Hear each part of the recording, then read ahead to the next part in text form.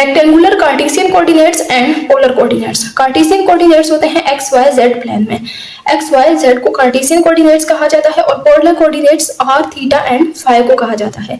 तो ये हमारे पास दो रेफरेंसेस हैं। इस रेफरेंस में कार्टेशियन कोऑर्डिनेट्स बताए हुए हैं एक्स और वाई। तो कार्टेशियन कोऑर्डिनेट्स इस तरह से ड्रा किए जाते हैं, एक एक्स एक्सिस होता है और एक वाई एक्सिस होता है। चार क्वाड्रेंट होते हैं, पहले क्वाड्रेंट में एक्स और वाई दोनों पॉजिटिव होते हैं, दूसरे क्वाड्रेंट में एक्स की वैल्यू नेगेटिव होती है और वाई की वैल्यू पॉजिटिव होती है। ये तीसरा क्वाड्रेंट है और इसमें दोनों एक्स और वाई नेगेटिव होते हैं और चौथे क्वाड्रेंट में एक्स पॉजिटिव होता है और वाई नेगेटिव होता है। पी है, मान लेते हैं एक पॉइंट पी है जो कि एक्स वाई क्वाड्रेंट में पाया जाता है। तो इस पॉइंट का एड्रेस हम ऐसे बताएंगे 3,2, where 3 is the distance of this point from x axis and 2 is the distance of this point from y axis। तो कार्टेशियन कोऑर्डिनेट्स में किसी भी पॉइंट का एड्रेस इस तरह से बताया जाता है। पोलर कोऑर्डिनेट्स हैं, पोलर कोऑर्डिनेट्स में हम मान लेते हैं कि एक पॉइंट P है जिसका डिस्टेंस r है from the origin, length of OP line is r। अब इस पॉइंट P का एड्रेस हम पोलर कोऑर्डिनेट्स में बताएंगे by theta, phi, beta and alpha. अब ये जो पॉइंट P है जो कि डिस्टेंस r पे प्रेजेंट है इन पोलर कोऑर्डिनेट्स में, तो इस तरह के काफी सारे पॉइंट्स हो सकते हैं जो कि डिस्टेंस r पे प्रेजेंट होंगे फ्रॉम द ओरिजिन। तो हम इस खास पॉइंट को डिफाइन करने के लिए सिर्फ डिस्टेंस r नहीं लेंगे फ्रॉम द ओरिजिन, बल्कि और भी काफी सारी चीजें से हम इस पॉइंट को डिफाइन करेंगे। तो थीटा से हम इसको डिफाइन करेंगे, where theta is the angle subtended by line OP from x axis. इसके अलावा हम इस लाइन को बीटा एंगल के रेफरेंस से भी बता सकते हैं। Beta is the angle subtended by this line from negative x axis. इसके अलावा हम फाई भी यूज कर सकते हैं और अल्फा भी यूज कर सकते हैं इस पॉइंट की लोकेशन बताने के लिए। Many points has distance r, so we use theta, phi, beta and alpha to define this point, here to give the address of this point. We only show the angle subtended with positive x-axis. तो इस point का address बताने के लिए हम ये ज्यादा references use नहीं करेंगे, बल्कि सिर्फ इस लाइन का एंगल बताएंगे जो कि ये लाइन सबटेंड कर रही है विद एक्स एक्सिस, यानी पॉजिटिव एक्स एक्सिस। ये पॉइंट P है जो कि distance r from the origin पर प्रेजेंट है। पॉजिटिव एक्स एक्सिस से ये वाली लाइन सबटेंड कर रही है एंगल थीटा और ये एंटी क्लॉकवाइज डायरेक्शन में जा रहा है, और पॉजिटिव एक्स एक्सिस से क्लॉकवाइज डायरेक्शन में जो एंगल है वो ये बन रहा है। We use only anticlockwise angle, यानी we will use only this angle theta to define the location of point P।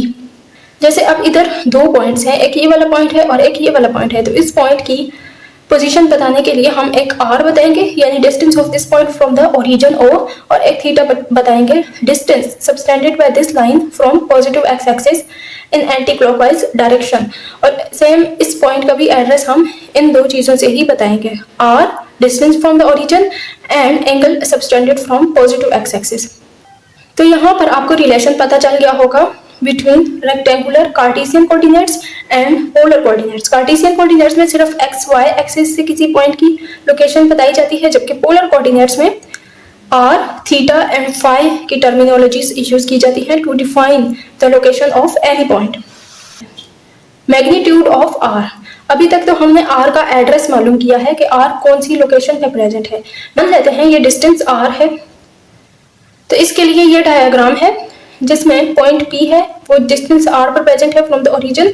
इस r का मैग्नीट्यूड कैसे मालूम करेंगे? इस r का मैग्नीट्यूड मालूम करने के लिए हमें यहाँ पर कंसीडर करनी होगी एक ट्राइंगल। तो यहाँ पर एक ट्राइंगल बन सकती है जिसमें r हाइपोटेनस होगा ट्राइंगल का। इस ट्राइंगल का जो बेस है वो x एक्सिस पे है, तो उसको हम x का नाम दे देंगे, और जो इसका परपेंडिकुलर है वो अलोंग द y एक्सिस है। Perpendicular is parallel to the y axis, तो उसको हम y का नाम दे देंगे।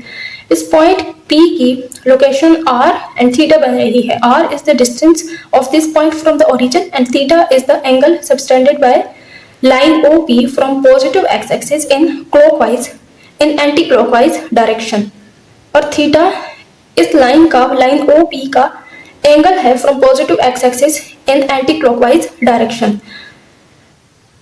तो इस r का मैग्नीट्यूड यानी इसकी मिकदार मालूम करने के लिए हम पाइथागोरस थ्योरम लगाएंगे। पाइथागोरस थ्योरम के अकॉर्डिंग हाइपोटेनस का स्क्वायर बराबर होता है परपेंडिकुलर का स्क्वायर इनटू बेस का स्क्वायर। तो हाइपोटेनस का स्क्वायर यानी r का स्क्वायर बराबर होगा एक्स का स्क्वायर, बेस का स्क्वायर एंड वाई का स्क्वायर यानी परपेंडिकुलर का square. This is the square of hypotenuse is equal to square of base plus square of perpendicular. Perpendicular is y. अगर हम इस इक्वेशन के दोनों साइडों पे स्क्वायर रूट ले लेंगे तो r का स्क्वायर खत्म हो जाएगा, वो स्क्वायर रूट के साथ कट जाएगा और x square plus y square का स्क्वायर रूट ऐसे ही रहेगा। साइन थीटा, कोस थीटा और टेन थीटा मालूम करने के लिए एक ट्रिक होती है जिसमें आपने एक जुमला याद रखना है। जुमला याद रखना है आपने, some people have curly black hairs through proper brushing. इस जुमले के अंदर 9 वर्ड्स हैं। पहले 3 वर्ड्स से आपका साइन थीटा बन जाएगा, दूसरे 3 वर्ड्स से कोस थीटा बन जाएगा और तीसरे जो 3 वर्ड्स हैं इनसे टेन थीटा बन जाएगा। अब सम में एस से आपने साइन थीटा बना देना है, पीपल में P for perpendicular and P for people. तो आपने बताना है कि sine theta is equal to perpendicular divided by hyp में एच इज फॉर हाइपोटेनस। इसी तरह जो दूसरे 3 वर्ड्स हैं इसमें सी, करली का C is for cos theta. Cos theta बराबर हो जाएगा बी यानी बेस डिवाइडेड बाय हेयर्स यानी हाइपोटेनस।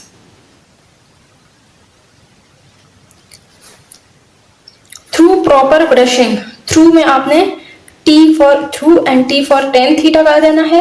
प्रॉपर में P इज फॉर परपेंडिकुलर,